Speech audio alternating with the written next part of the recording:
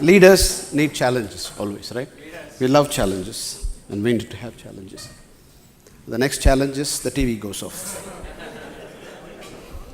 Thank you. Thanks for the empathy. Program Quality Director of District 79, who was until a while seated here. Past District Director, DTM Suleiman. Division D Director, charming leader, Toastmaster Palniraj.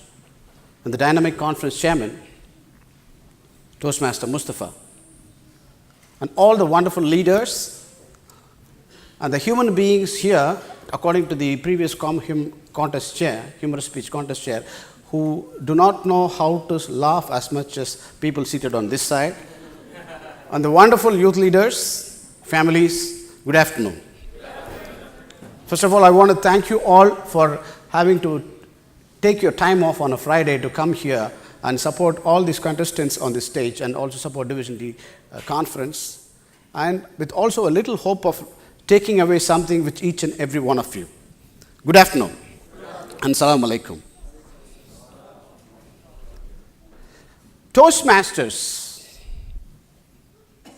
Toastmasters are considered, are kind of crazy people. You heard me right, I said crazy. Toastmasters are kind of crazy people. At least that's what the people who are outside the Toastmasters perceive us to be. Do you agree? Have you overheard this comment? We don't know what these gentlemen, what these ladies, what these guys are up to all the time. They always see us.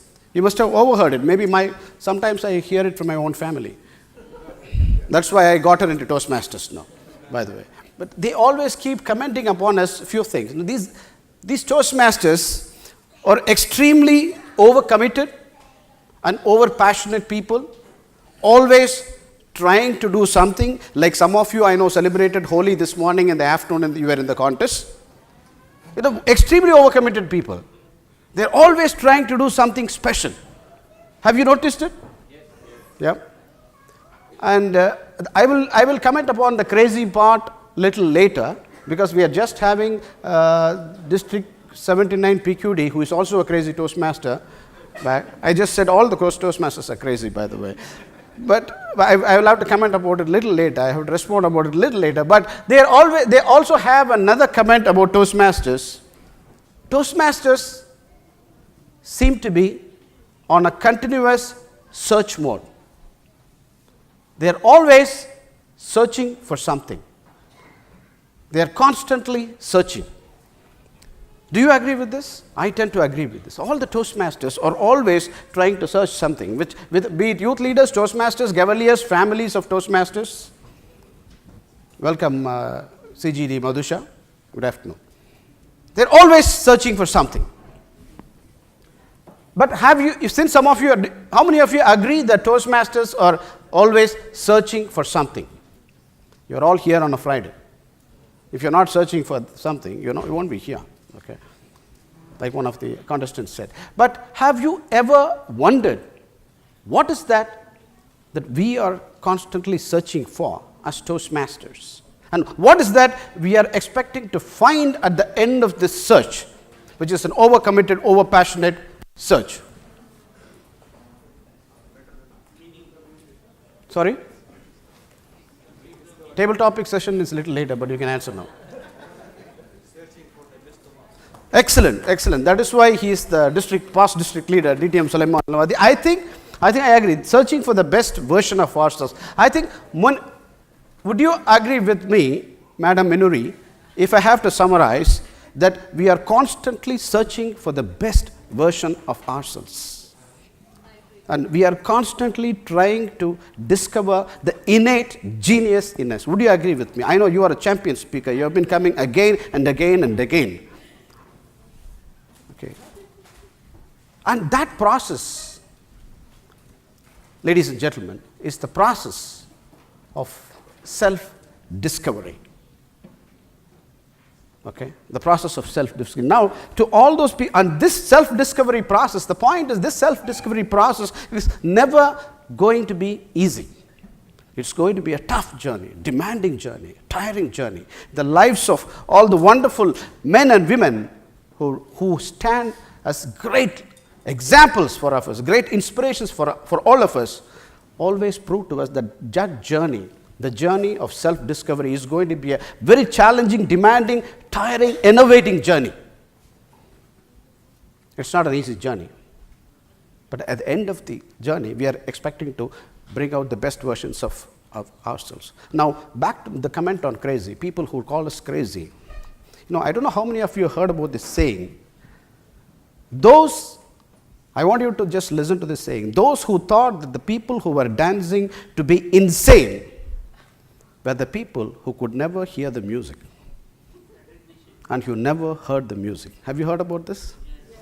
So all those people who cannot hear the music, if they want to consider us crazy, insane, in our journey where we are listening, in our dancing journey where we are listening to the music of self-discovery, might consider us to be crazy, but that is their problem. We have to continue our journey, right? If we have to discover the best version of ourselves. But the point is, this journey is going to be very demanding. This journey is probably going to push us to the jagged edges of our limits and our potential. This might even threaten to tear us apart. But that is where we will find the best versions of ourselves. That is where we are going to learn the noble virtues of all those great men and women of this world. Now, once again, I have a question for all of us, or probably few questions, because I am one among you. I have the opportunity to come up and talk, but I'm one of you. In that process of self-discovery, which is going to be extremely demanding and innovating, are we going to stay committed all through? Are we going to have the commitment to leverage upon those tough learnings, good learnings of those journeys, and at the same time present ourselves a white paper admitting all the bad sides of ourselves that are going to be discovered in this journey? And are we going to have the courage and consistency to work upon them and convert those pitfalls into strengths? Or are we going to have the audacity, the energy, and the laser-sharp focus to stay consistent in the journey of discovery, which is going to be very demanding? But we want to discover the genius in us. I am seeing so many potential geniuses sitting on a Friday afternoon at the Marafik Beach camp, struggling to listen to me after a good lunch at 3 p.m. Yeah? That is how tough the journey is going to be. We can either have all the audacity, courage, and the laser-sharp focus to stay on this journey, or we can be too busy being busy. I think I did talk to some of you before. Too busy being busy. It's not mine, it's Robin Sharma's quote. Okay. Too busy being busy. Does it make sense to any one of you what is too busy being busy? We have the choice of either being too busy being busy, or we have the choice to enter into the path of self-discovery, or engaging constantly into the path of self-discovery. Let me try to help you, because I think some of you are getting too busy in trying to understand what is this too busy being busy. Okay? Most of us, whatever be it in our career lives, in our homemaking lives, in our professional lives, in our personal life and social life, most of the times we consume our precious times by committing ourselves to the engagements of the blind dates, committing ourselves to blind dates. I'm not talking about the Arabic dates here. You understand what date I'm talking about. Okay? It would be, what are these blind dates that we are committing ourselves to? All those engagements that we are engaged with, which do not require any of our genius efforts.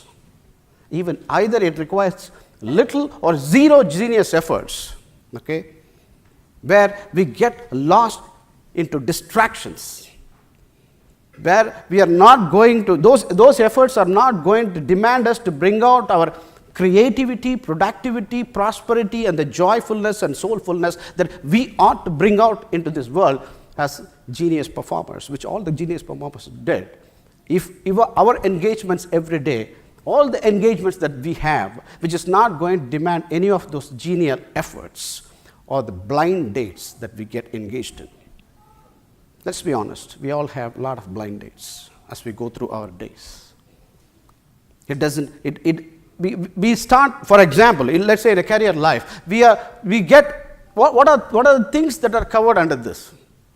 We get into some transactional, mundane activities of our work, be it our home, be it our personal life. We start doing them and start being busy with them because we are comfortable doing them. Anything that might probably demand more of reading, more of learning, I don't want to stress upon reading because people get to think that Toastmasters are always biased towards reading. Any form of learning, maybe singing, maybe dancing, maybe playing soccer, in a tough way, in a professional way. Any engagement that does not demand your creative and productive effort are all blind dates, where you are consuming your precious time. Our time is limited. Most of us in this world die when we are around 30, or when we are in our 30 years, and we get buried when we are around 80 years. You get what I mean? Robin Sharma again. Most of us, okay, maybe some of us, are very sensible. Even though they die at 30, they take a fast track ticket when they are 50. They know they're already wasted their life. Okay, but I'm just joking here. But too busy being busy, it can lead us to addiction, distractions, digital distractions. I talked about it before, and DTM Suleiman was laughing at me. We are all victims of digital anesthesia in this modern world. Digital anesthesia and digital dementia. You understand, madam says? Digital anesthesia. We all, not as family, as our children, our kids, our sometimes even our dads fall addicted to the disease called digital anesthesia, where we immerse ourselves into the unreal world of virtuality and ignore the realities around us. And we lose all the opportunities to network, make relationships, make real relationships. And we lose ourselves to those diseases called digital anesthesia. Okay. So what happens? Because we are all, again, too busy being busy. I have been talking, I think I'm wasting a lot of time on too busy being busy, because difficult things are sometimes easy to understand. Okay, but something which we do on a daily basis is difficult to understand. But what happens? Because we are only getting engaged into distractions, or we are getting engaged into transactions, mundane transactions, where we are really not bringing out the talent that we are born with.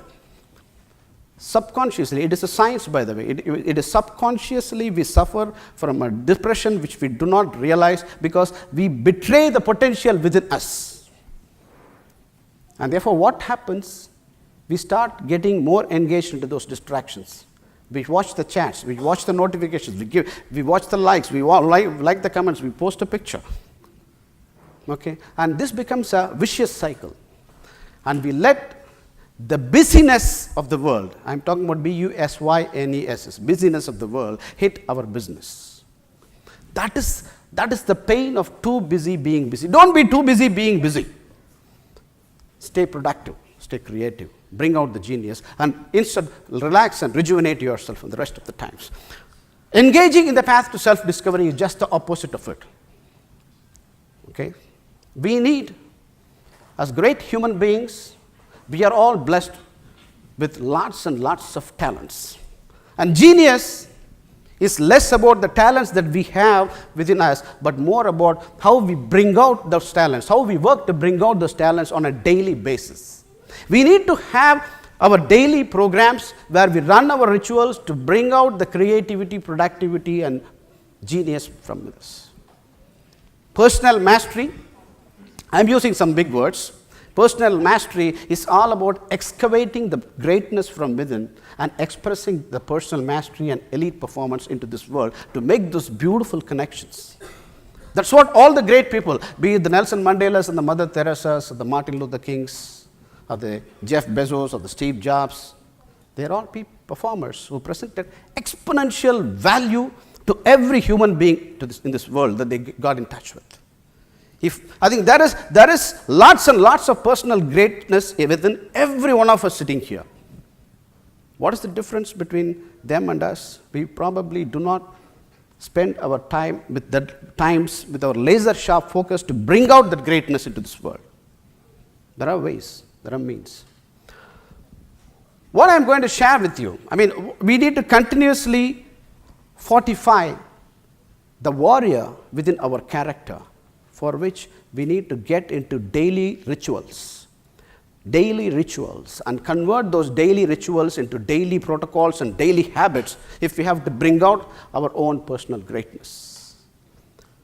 And I am here going to quickly share with you some of the inspirations that impressed me from the inspirational stories of those great men and women, what they did, and some of the lessons that I have learned from Robin Sharma's Personal Mastery Academy. Personal mastery and genial discovery is a big subject, and it will take few days workshop, by which most of you would have been already slept, okay, because some of you look like I'm saying this. But what I'm trying to do here is I'm going to share with you certain high-level inspirational and motivational triggers which you can chew at the end of this day, and probably think of working on personal mastery and personal greatness. I'm looking a lot at this side because this side is always the constant motivating side for us, be it here or be at home. So Toastmasters, don't.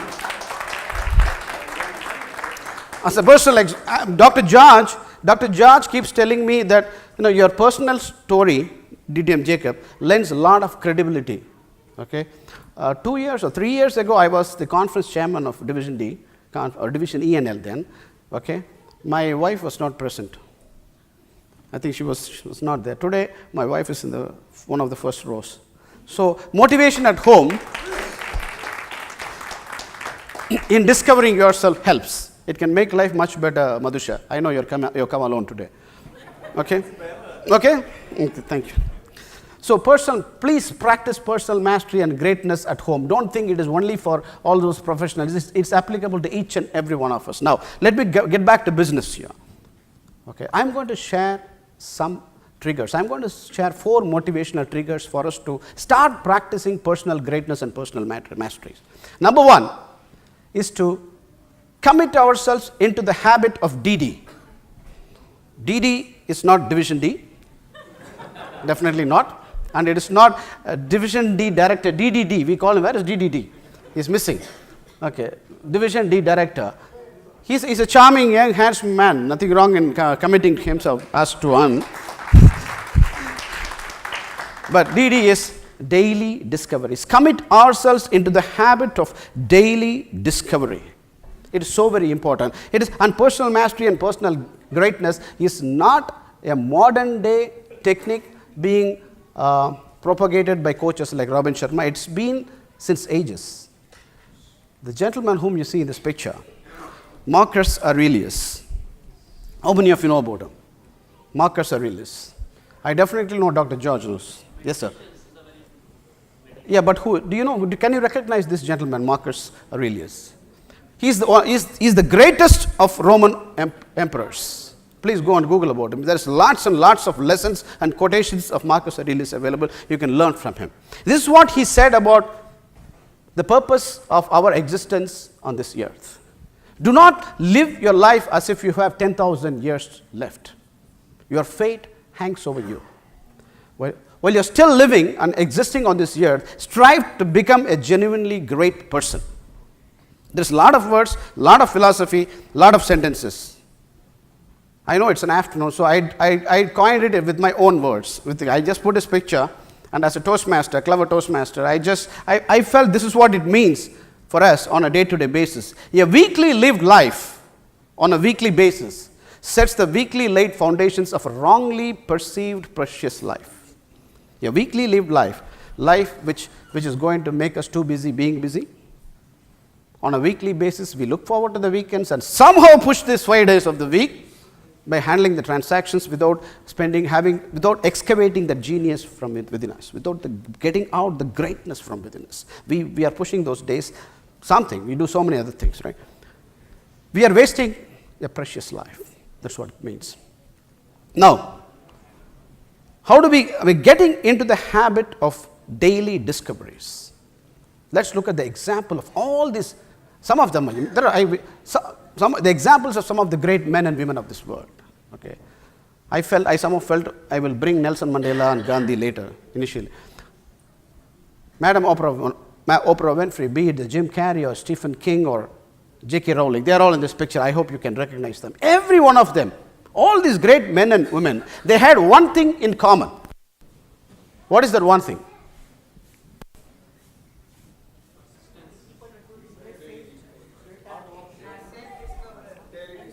You said it. They all went through lots and lots of sufferings. They all went through lots and lots of sufferings. Oprah Winfrey, you know about her, right? She was parentalized. She had a very difficult early adulthood. She was abused, but she never gave up. She was committed to bring out the personal greatness in her, to put her in the position that she is in today. A person who has even campaigned for Barack Obama, you know that, right? She was behind that. Mr. Stephen King, I know a lot of kids love reading his stories. Carrie, okay. Do you know what was he to start with, Stephen King, and what were the difficulties he went through? Stephen King was a college teacher or a school teacher, and he was also working in a laundry company, and he had all his draft writings, reports were rejected again and again and again. Finally, he threw off one of those rejections in a dustbin. His wife, without his knowledge, took it and went to a publisher, and that is Carrie. How many of you read Carrie? Wonderful book. That really skyrocketed him, and today he's one of the best authors. Jim Carrey, he had very difficult times in early childhood. They all were, as a family, they lived in an abandoned bus in the streets of US, and they could not eat. But he did so many other things. But he stuck on to his daily discoveries to bring out the comical genius in him. So many of those stories are there. But all of them, one thing in common is they stuck on to their daily discoveries. Get into the habit of bringing out the daily genial efforts that you need to commit yourself into. How do we do that? There are so many ways and methods. We're not going to be talking about it. We are going to be discussing on a high level. Plan your day before this world gets busy. Rise early and start planning your day. Sweat your first 20 minutes, sweat. Next 20 minutes, read.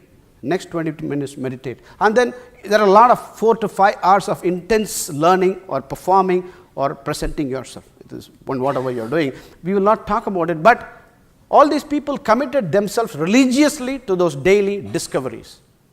Many of us who are all in the search mode, we are also wanting to aspire to be something closer to them. We want to be someone, we cannot be a Mahatma Gandhi or a Nelson Mandela just like that. And I think in one of the previous presentations, someone was asking me that. But we all aspire to be like one of those leaders or one of those geniuses, don't we? Okay.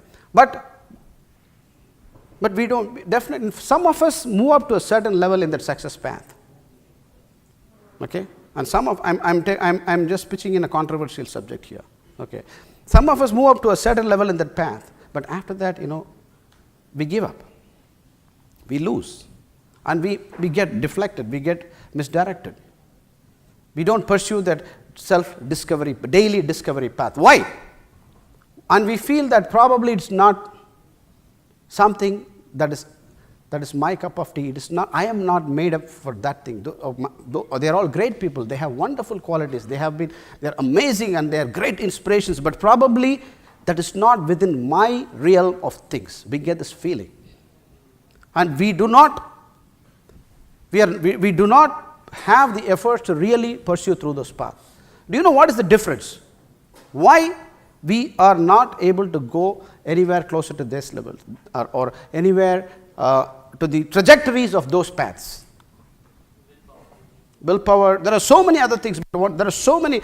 We can talk about many things. But one of the things, as Toastmasters or as not necessarily as human beings who want to bring out the personal greatness from within us, whatever area that we are in, one of the things is we are constantly focusing on what we are taking from this world as compared to what we are giving to this world. That is so very important.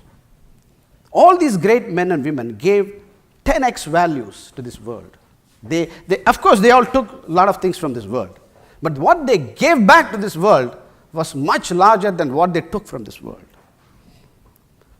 That is why they will always be remembered. The value that they gave back to this world, be it Gandhi and Mandela, or A.R. Rahman, or Albert Einstein, or Jack Ma, Steve Jobs, they all made money. Some of them made money. But what they gave back to this world was much bigger than what they took from this world. We go to contests, we win trophies, we take our pins, we attend conferences, and then we get back to our normal routines and lives. We do not commit ourselves to the daily actions of personal greatness discoveries. Committing ourselves to the daily habit of daily discoveries is so very important if we have to really be successful in the path to self-discovery. The greatest of all those great leaders, the man standing here, Nelson Mandela, he is an example of all personal greatness, personal mastery, elite performance, and leadership principles of this world, because he committed himself so much to daily discovery path. And I need to share a small anecdote of his great story here. We all know that he is one of the great men who encountered maximum sufferings in his path to greatness. How many years was he in prison? 27 years. Wonderful. He was in prison for 27 years. But to start with, during the first 3-4 years of his imprisonment, he was contained in a jail in Pretoria, which is the mainland of South Africa. Of course, by the draconian laws of those apartheid enforcing government, that nasty laws, they just wrongly framed him. They put him in jail.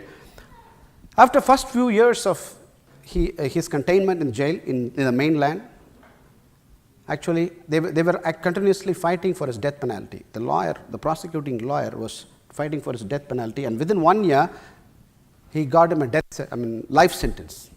Okay, he was imprisoned. What started as a 3-year sentence became a life sentence, and he was in the mainland, South Africa. And the laws were so nasty that he was not supposed to meet anyone. He was not allowed to get in touch with anyone in the outside world, because they feared that this gentleman will instigate revolution, and he will instigate the people to go and get after that people. We all know the story. But what happened, his wife somehow met him in the prison one day, out of the shock, but his sentence became a life sentence. Immediately, he was put on a warplane, and he was moved to Robben Island. You know about Robben Island, right? Robben Island is deep down Indian Ocean, far away from the southern tip of South Africa, a deadly place. And he was, and it had different grades of prison, class A, B, C, D.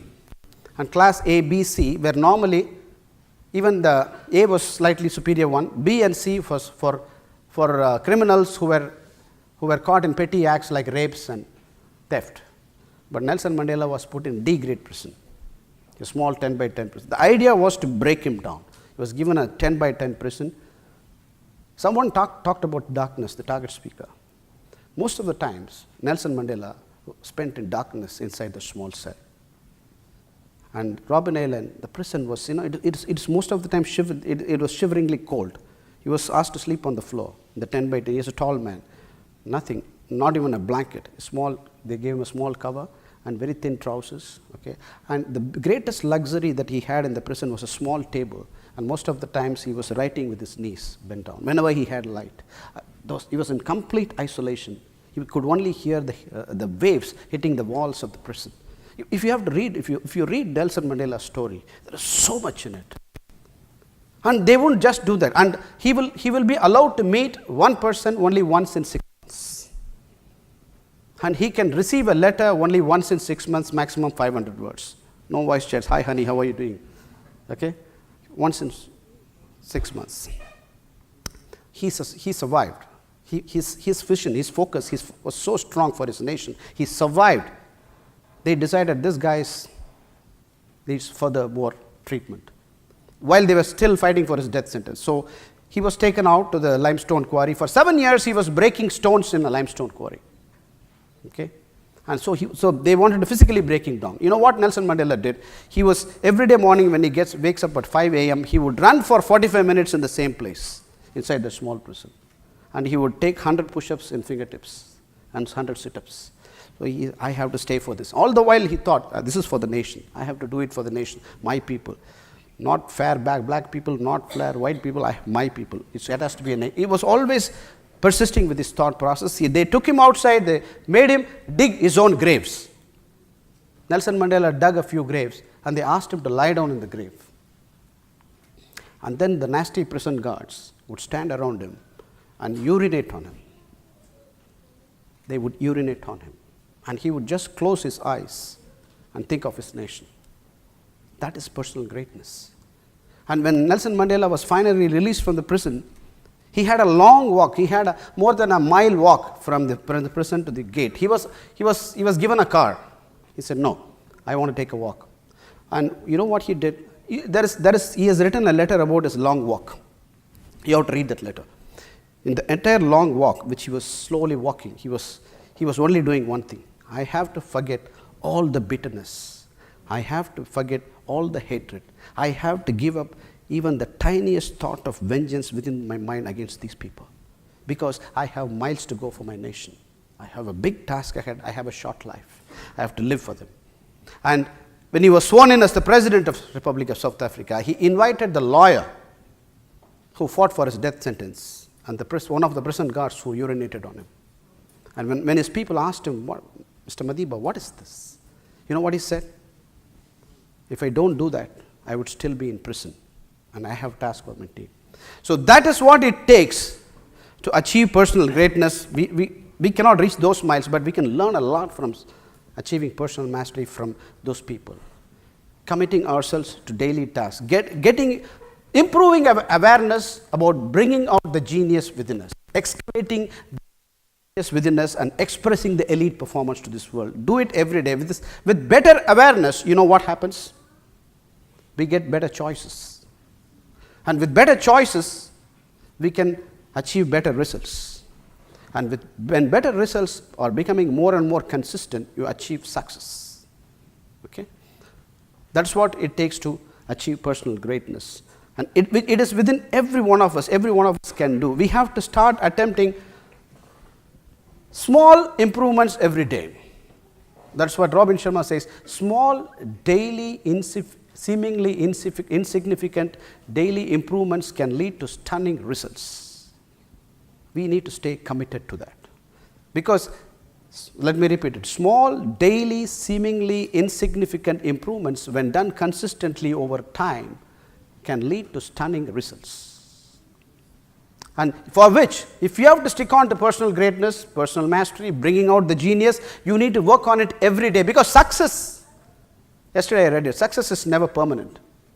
Success is not constant. Nobody can own and possess success forever. Success is always rented on a daily basis. And the rent you pay on a daily basis is your daily discovery. Okay? Commit to the habit of daily discovery. Number 2, never let averaging tendency get into your minds. Okay? As human beings, when we are in this busyness-dominated busy life, we allow averaging tendency to crop into our minds. A lot of youth leaders attending all the youth leadership programs, while they have the choice of staying outside and playing outside or having fun outside, they commit their time into the youth leadership programs. And that gives us so much of positivity and joy to see the youth leaders committing their 8 or 9 weeks of weekends for that. Because that is a program that is going to help them avoid the averaging tendency. I'm just bringing youth, that is not what I'm going to say. This is what I mean. As human beings, we let constantly the averaging tendency crop into our minds. Robin Sharma again says, there are no extra people on this earth. Every one of us are born into a state of awe and wonder.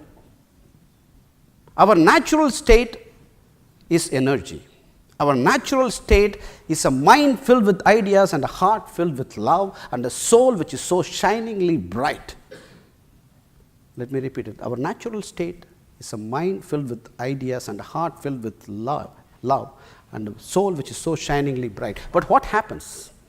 What happens as we move along, as we grow along? Because every child, is there a child? All of us were born as a little child. Nobody came into this world. Every one of us, when we were born into awe and wonder. Our parents were so proud of us. Isn't it? Is there anyone who would disagree with me? I don't think so. But what happens? Now, why do we become a victim of average?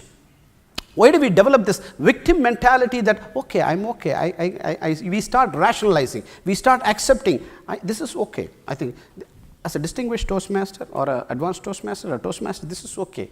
Why should I think out of the box? Let me blend with one of those guys or one of those Madam Toastmasters, and I don't want to be looking different in the crowd. This mentality of averaging, why does it crop up? Why do we let the genius in us go? We are trying to bring out. I'm not saying, please don't get me wrong, I am one of you.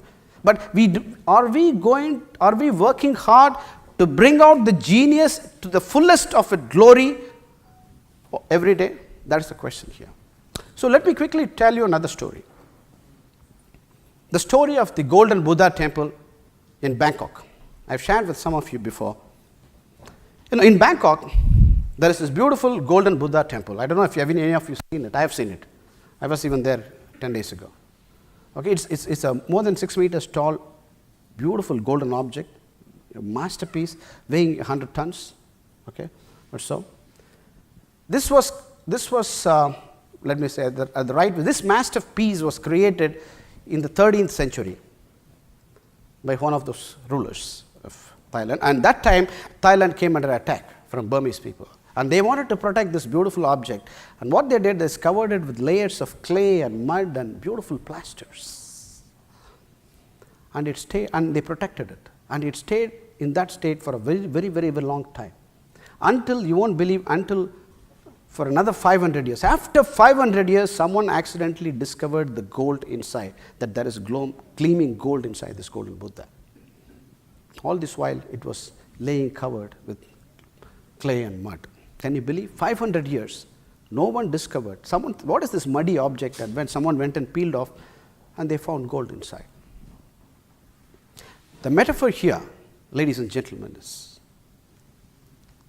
we are all products of awe and wonder. But what happens to every one of us? Because there is a Golden Buddha in every one of us. But what happens is because of the pampering ways of our well-meaning parents, our teachers, the support, the nice mentors like Dr. George, or our society, our friends, the tauntings and the sarcasm, the sarcastic society that we are brought up, the constant taunts that we face in the society, the social media these days, with all these things, what happens to us, we adopt the psychology of an average versus the mentality of a possibility and legendary.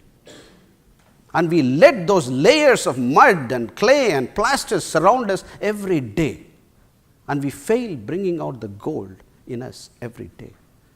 That's what happens to us as normal, average human beings. We adopt the psychology of the average versus the mentality of a possibility or a legendary in our normal life. This world is not going to change. All those great people, all those great women and men that we talked about, did not stay with the course of this world. They thought differently. Sometimes they were called crazy. Remember the word crazy? We are crazy Toastmasters. Let's be crazy. Let's be as insane as possible, because no one would hear the music that we are listening to. Okay? If you want people to always applaud us, it's not going to happen. You need to applaud yourself inside. You need to grow within, not expect to be appreciated from outside.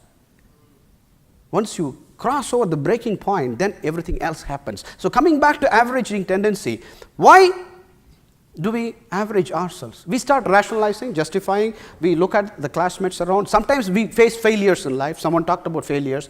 The moment we face failures, we get scared. We are afraid of failures. I mean, a mighty failure in an unknown territory is much, much more valuable to us than those tiny victories within the comfort walls that we are always surrounded with us. But what happens to us? We want those comfort walls and we want those tiny victories. The tiny victory could be my friend telling me, "Hi, your dress looks very nice." Toastmaster Mark will look at me. He works with me. Obviously, DTM Peri, you're always nicely dressed. But I know sometimes I'm not. But he keeps saying me. But I like this. I'm just giving you one example. I mean, we all like the small comfort zones, and we dread to go inside and explore territories. That we have to avoid the tendency. We can fail. And we are very much concerned about the critics and cynics who are always around. There will be critics and cynics anywhere you go. Not only in Toastmasters, not in our work, not in our personal life, in our relatives, everywhere in the world, we have critics and cynics around us. Mark my word, critics and cynics are nothing but frustrated, failed dreamers. Nothing wrong against them. But I'm just explaining, they were also products of awe and wonder. But what happened? Somewhere during the process of their discovery, they lost. So they decided to tear other people down than lift other people up. And in that process, they become critics and cynics. Ignore them. Not only that, when you are going to bring out your greatness, when you are going to bring out the geniality within you, you are going to terrify the world around you. If you are going to be a different Toastmasters, thinking differently, you will invite a lot of negative comments from others. But nothing wrong with it. I have done. Okay, I'm not saying anyone is bad. It is the world that makes us get into this victimized habit of averaging tendency. The great man, Robin Sharma, said, the primary cause for all these things is lack of clarity. Clarity breeds mastery. What is clarity? How do we achieve clarity, attain clarity? I think that I've been talking for a while. How do we attain clarity? Very quickly, if someone can respond. When you're goal, but yeah, that is a process. But how do we, when we are goal oriented, how do we achieve clarity about some in achieving some goals? By trying, yes. That is pursuing our passion. But I love to become let's say, sports superstar in tennis. That is a passion. But if I have enough clarity, what will happen to me? Yes, to DTM for me. You're practicing your core values. All of this is correct, but for you to achieve clarity on anything, yes, Ruba. If you know your core strengths. If you know how do you get to know your core strengths? You understand yourself. How do you understand yourself? How do you rediscover yourself? By? Someone said this. Who was? By questioning. I think the answer is questioning. Excellent. I think you achieve better clarity. It's there in our mind. I was just only facilitating the answer out of it. Profound questions within us can bring out great answers. And great answers are the DNAs that can bring out clarity, are gateways to clarity. And consistent clarity is the DNA to authentic success. Okay? So if somebody is telling you, you are crazy, question, what is crazy about me? And then we already discussed, I don't want to say this, let me be crazy. Should be the answer. And you pursue that path. When somebody is saying no, your good friend is saying no, then you have to take, if you question and if you're able to get the right answer, you stop it. So clarity breeds mastery, because do not, I think we were talking about the critics and cynics around us as frustrated and failed dreamers. What happened? This is Picasso. I don't know how many of you have visited the Picasso Museum in Barcelona. Now, I'm sure many of us would have gone to Barcelona. Have you seen Picasso? Wonderful. When you visit, it's a beautiful museum. In case you go there, you have to see that. Don't forget the Bangkok Temple, and don't forget this also. It is written on the wall of Picasso Museum that Picasso, when he brought out the genius and greatness from within, people around him were terrified. Why they were terrified? This gentleman is going to disturb the status quo of the art industry. So when you bring out your glory, when you bring out your greatness, you are going to invite shadows and darkness. Don't worry about them. Remember what J.K. Rowling said. For some people to love you in this world, Toastmaster Walid, some people have to loathe you. You cannot have this. This is true for even Mahatma Gandhi. So we should keep on trying to bring out the better versions of ourselves. We should keep trying to bring out the better version, better you in you, because this transformation process is never easy. but you need to constantly work on bringing out the you in you. And if you have to bring out the you in you, you need to work on every day to bring out many yous in you. Okay? I'm not confusing you, but you need to keep working, bringing many yous in you. Okay? And it is very good to start this process as early as you can, as youth leaders even, or even before. Because you know why you need to start early? When we become too old, we start falling in love with the you in you. And that is a problem. Why falling in love with the you in you? Love is always a problem. Love is blind. It doesn't distinguish whether you have gold or whether you have clay, whether you have mud, whether you have plastic. It says you're beautiful. And don't get addicted to yourself. Don't be in love with the you in you, but be a great friend of the you in you. And a great friend, as we all know, is very honest, very candid, very open. He is going to tell you, you are covered in clay and mud, my dear friend. Dr. George will tell me, please peel off all those layers of plasters and muds. It's going to be painful, but at the end, I am going to discover the golden Buddha within me. So, start questioning yourself. Be a great friend of you. Talk to you honestly every day. Those honest feedbacks are not going to be great, but if you have to work on them every day, you are going to discover the new in you. Start talking to you every day. If not, start talking to you today. It's never too late. So we talked about two things: making daily discovery as a habit, and avoiding the averaging tendency. The next one, which is Robin Sharma's tool that I'm going to share with you, is keep rising within. Keep rising within yourself. We all want to become great. We all want to be admired. Yes, let's be open. We all want to be extraordinary. We all have to have followers. But believe one thing. Always remember one thing, youth leaders especially. You will never rise any higher externally than you rise internally. You can, if you're again going back to the applause, you do not look for the applause from the exterior worlds. Look for the applause from within, which is soulfulness. Be clear what you want to achieve. So here, I'm going to share with you what Robin Sharma shares is balancing our interior empires. Before we achieve greatness or victories in the exterior empires, we need to balance our own interior empires. What are the interior empires? Mindset, heart set, health set, and soul set. Okay, defined by Robin Sharma. You can buy the book 5 a.m. Club. A lot of details are there in this. The 5 a.m. Club, one of his latest books. Mindset, we all know about mindset, right? You need to have a positive mindset. You have to have a passionate mindset. You need to have a committed mindset. You need to have, mindset is all to do with the psychology, okay? The strategy, the approach, and everything. It's very important to have the right mindset.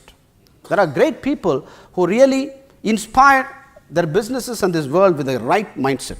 The gentleman here, the way he inspired, he created an empire, and today he has created a cult. The mindset. Little story here. Steve Jobs, pardon me. Steve Jobs as a young kid, we all know what comes to our mind when it comes to Apple products. Sorry, I'm asking a youth leader like question, but what comes? Yes, Walid, because I want to. Quality, wonderful, that's the answer. Yes, I think this man has done such a great job that if I'm going to ask this question anywhere in this world, this will be the first answer. Quality, commitment to quality. When Steve Jobs was a kid, when he was about 16, 17 years old, his dad asked him to go and paint the fence outside his house.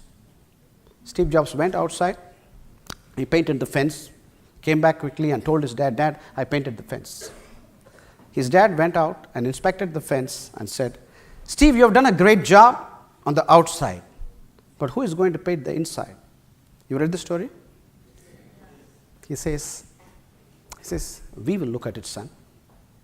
And many decades later, when Steve Jobs was advising his team of engineers, do you remember the product for Apple Macintosh machine? He was launching the design session of the Apple Macintosh machine, and he was telling his engineers this exactly. Dear fellows, you have to define a product, you have to develop a product which is going to make a big impact in the market, and the product has to stand out for its quality superiority over rest of the. So I want the outside of the machine to be simple but elegant. But I want the inside of the machine should be so beautifully designed that it should bring tears in someone's eyes, the user's eyes. And the engineers, someone talked about engineers. Okay, they had a blunt question at him, but Steve, who is going to look at the inside? And Steve said, we will. As the producers and owners and developers of the products, we will. Let's make sure we give the best of the quality. And he persisted with that culture.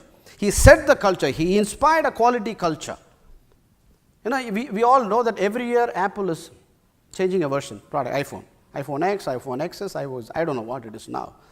Many of us think that that's a way to make money, which in a way it's true, but it's not. The strategy is they don't want their team, the manufacturing team, to get complacent with the product. They want to keep exploring that product every year. And today is not there, the product, but the product quality superiority lives. That is mindset.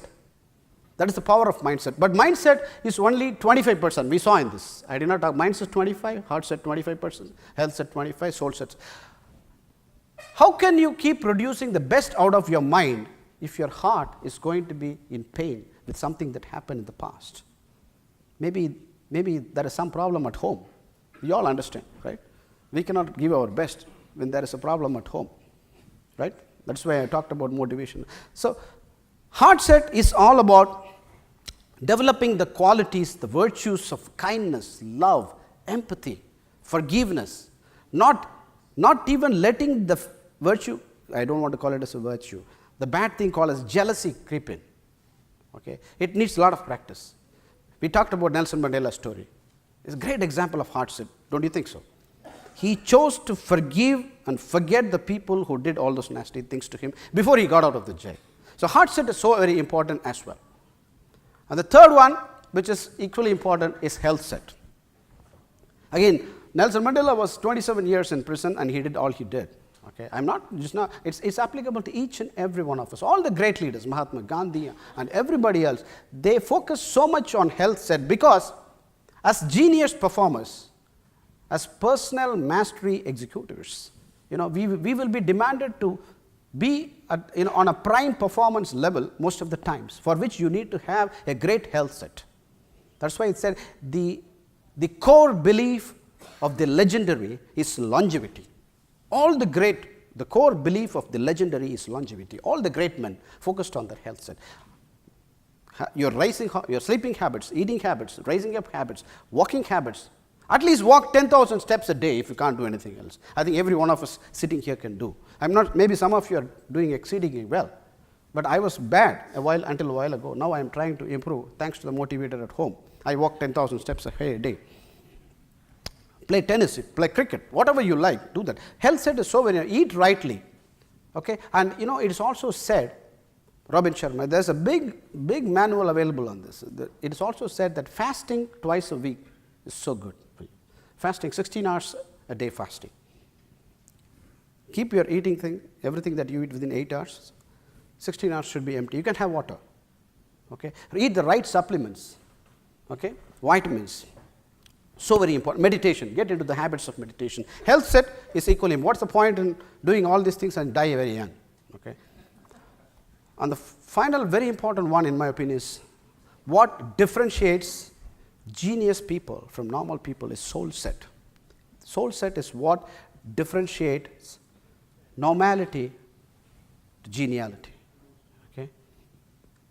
All these great men and women were more thoughtful than just being productive, because they all spent considerable amount of time every day in isolation. Isolation every day is an essential practice if you have to manage your ego. Soul set is nothing but, toning down or shutting off the voices of your ego, the chattering voices of your ego. It's so very important. Mr. Mahatma Gandhi, again, great man, a great soul. I don't know how many of you know this story. Many of you may be knowing. Many Indians know this, but let me share this with you. There was this lady, when Gandhi was alive, she took her young son and went to him, sweets. And this young son was so much addicted to chocolates and sweets, he was only eating that, like some of our kids. She took him to Mahatma Gandhi and said, Mr. Gandhi, can you please, you are such a great man, you are such a great soul. When you say, everybody else listens. Why don't you talk to him? Why don't you ask him to give up sweets? Everyone at home is so tired and we have given up advising him on this. You know what Mahatma Gandhi did? Come back after a week. Thank you, madam. And he looked at the son, he smiled at him, and he asked them to come back after a week.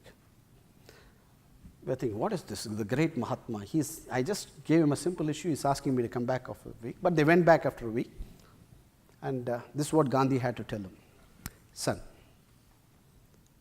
for the last 1 week, I did not eat any sweets. Because before I wanted to advise you, I thought whether it is really workable, feasible, possible. I wanted to put myself in your shoes. Let me honestly share with you. For the first 2 days, it was so difficult for me because I liked drinking milk with sweet. Okay, that was my habit. First 2 days, it was very difficult.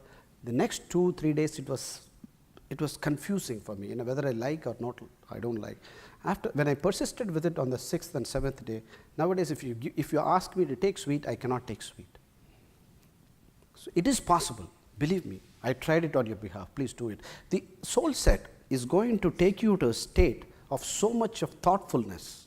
You understand the word thoughtfulness, putting ourselves in other shoes. If someone doesn't like me and let's say Nawaf is going to shout at me, yell at me for something, okay, before I respond, before I react, I need to digest. Why is he doing what he is doing? All these qualities, all these beautiful qualities of ego shutting off can come only by having a great soul set. For which we need to get into airtight bubble of focus every day. Our ability to focus needs to be practiced and improved every day. If we do practice, we can get into a state of flow. Please Google it, the state of flow. There is the science, by the way. Okay, if you practice enough, you can shut off your prefrontal cortex, which connects you into the world, and then get into a state of, I don't want to scare you, transient hypofrontality, where your brain stops taking attention of all this noisiness of this world. It starts focusing on things that you have to focus. So you start getting more time.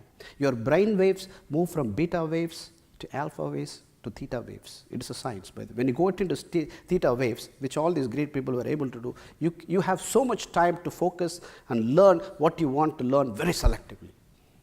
How many of you like watching tennis? How do you like Roger Federer? Amazing, right? We love him, right? I love him, by the way. The way he plays his shots. Nobody else can play. The way with the minutest of the movement, he shows the difference and class and the quality. Because of the focus he has on the game. And Roger Federer says, staying at the same place means you're moving backwards. You need to make progress, little progress every day. Another great genius. Soul set is extremely, mindset, heart set, health set, and soul set. Work on them every day. Balance it very nicely. Have a bulletproof mindset and a battleproof heart set and a great health set and a genial soul set. That is a road to becoming a genius or achieving a personal practice.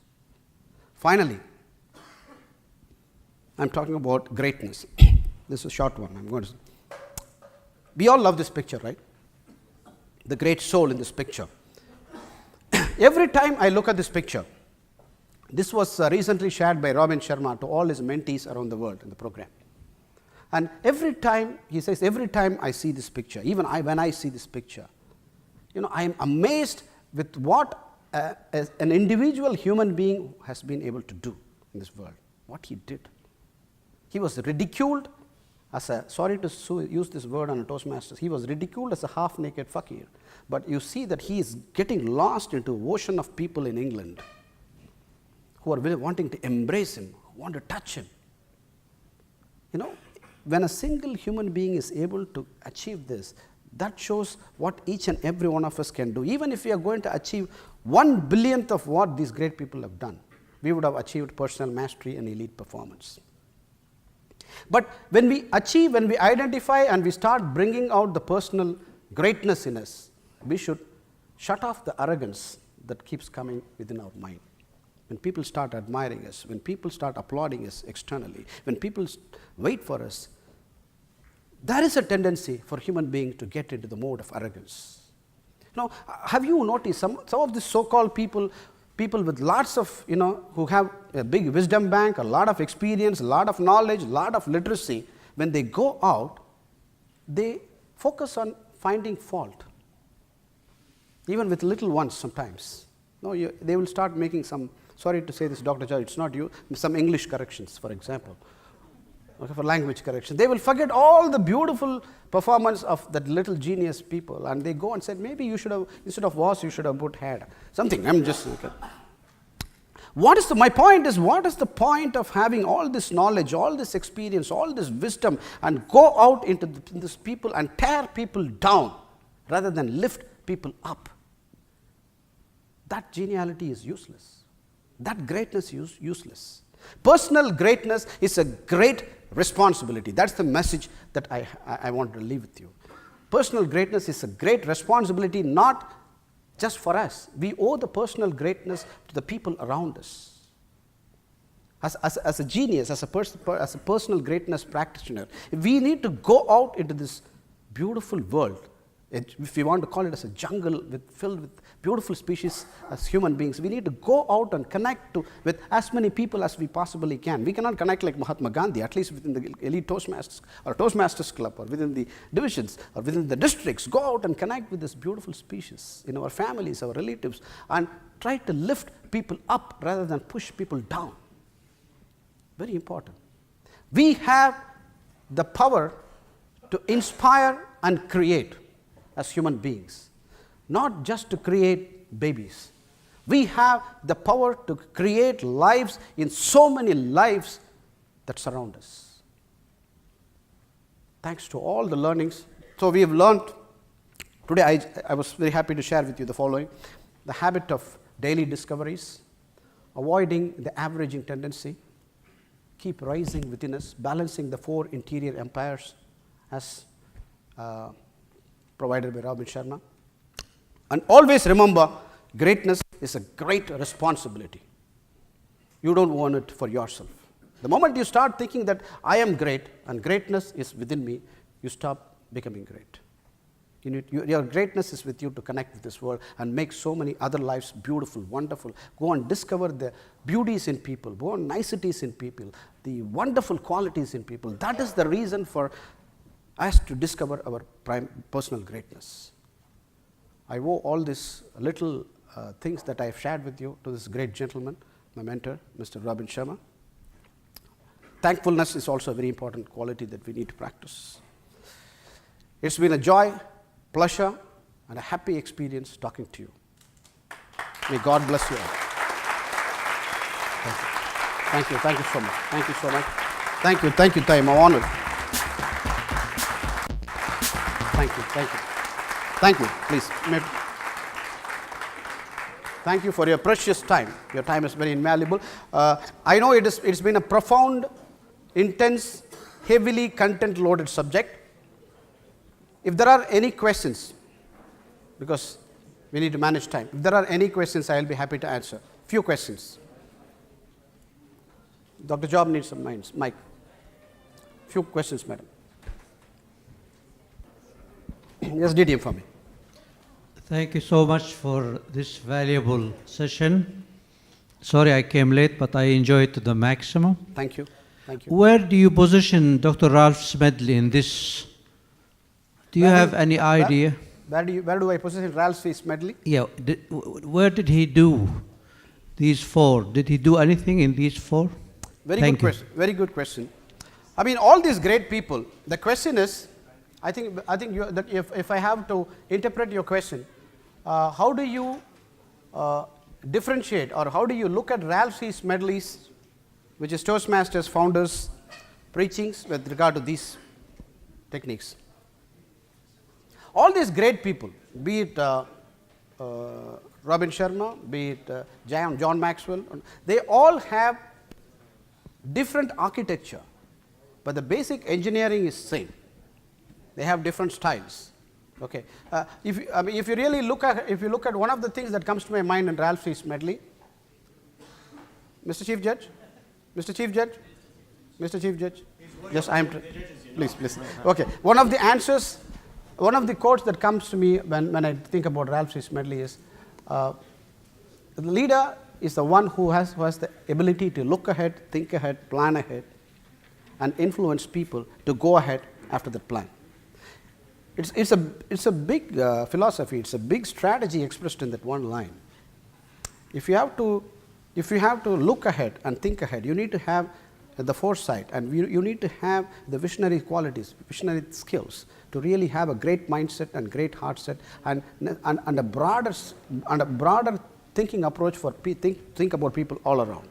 Okay, and if you have to influence people, you need to have the ability to inspire people, which is all there in it.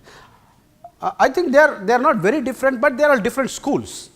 The ultimate objectives, Ralph C. Smedley is set the fundamentals of this program for us to explore and discover ourselves, but it goes through a different technique. Robin Sharma has a slightly different technique. If you go to John Maxwell, he talks about intentional living principles. It's a slightly different thing, but ultimate end goal is more or less same. Thank you. Yes, sir. I wanted to ask that if there is a conflict between the mindset and heart set, a lot of situations we come across during the life, what we should do and how we can handle, what are your suggestions about it? Because our emotional core conflicts with our logical core sometimes.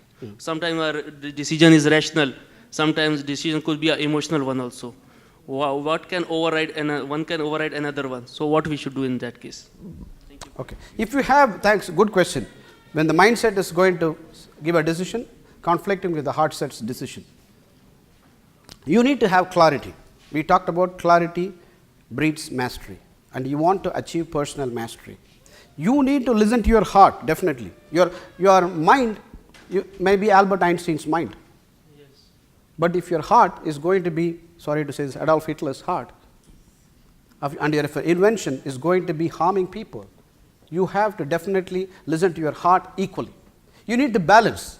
If your mindset is going to give an action, let's say, you need to think, you need to also listen to your heart set, whether that action is going to hurt somebody, whether that action is going to be good in your good, whether that action is fair, whether you are doing the right thing, whether it has enough empathy loaded within that action, or it is going to harm people or harm anyone around you, or maybe also probably harm yourself, whether it's going to push yourself into an addicting habit, ignoring the entire world around you. So it's definitely a balance. You need to balance heart set and mindset. But if there is a conflict, you need to check why the heart set consider that to be a conflict. And you need to have enough wisdom, enough practice, enough experience to judge what the heart set is saying is right or wrong. And then take the action which is triggered by your mindset. But once you practice this become, once they start synchronizing, it becomes a great game. Intelligent question. Yes, Dr. George. I know it's going to be a very difficult question. Go ahead. No. It's a very simple question. Yeah. First of all, I would like to express my gratitude on behalf of all the members of the audience sitting here. Thank you. For delivering an eye-opening keynote address. Thank you, Dr. Sir. It was indeed beautiful. We all loved it. Okay. I have a little question about being scared of critics and cynics. In literature, in English... Very important subject. Yeah. Good. Yeah. Critics and cynics. Yeah. I think. In literature, it is said that there is no creator without a critic. Wonderful. And a critic always helps someone to create the best. I agree with you. So, don't you think that being scared of a critic will ultimately get us, or will help us get over the averaging tendency? When we stay fearing a critic, we tend to bring out the best in us, so that we don't have to face that critic anymore. Wonderful, wonderful. Okay, thank you. Does critic play an important role in that case? It's a beautiful question. That is probably, thank you. Please be seated, Dr. Sir. He is my mentor, by the way. It's a beautiful question. The question is, it is going to help me bring out something that I forgot to share. The question is, your question is, my averaging tendency sharing did say that do not be scared about critics and cynics. Okay, I only said Do not be, and you are saying, one of the literature, whichever you read, it says being scared of critics and cynics is going to help you discover yourself. That is right. But what I said is, I said, do not be scared, do not have self-doubts because of critics and cynics. But I did not say, do not listen to critics and cynics. In fact, the critics and cynics are your spiritual friends. They are defined. If you dig deep into soul set, the critics and cynics of this world are your spiritual friends. What they are doing, they are going to go and touch deep inside you, and they are going to hurt the wounds within. And they will make you think about yourself.